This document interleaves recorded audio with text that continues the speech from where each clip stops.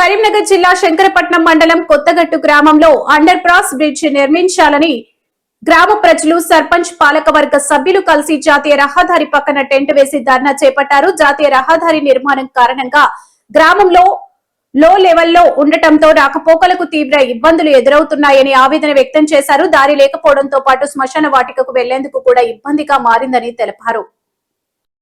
ఏదో జరుగుతుందని మేము తొందరపడదు కానీ లేట్ గా స్టార్ట్ చేసి వరకు అక్కడి నుంచి ఇక్కడికి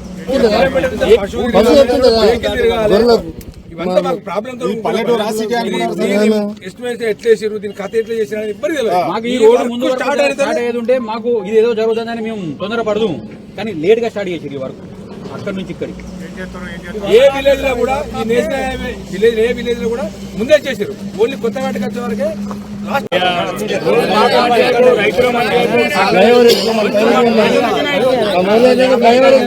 ఈ 5,000 జనాభా గల జనాలు ఇటు రైతులు 1000 ఎకరాల రైతులు 1000 ఎకరాలు ఉన్నాయి. శవాలు ఇటుకి వెళ్ళాలి, గ్రామ పంచాయతీ ఇటుకి ఉన్నాయి. 5,000 జనాభాకు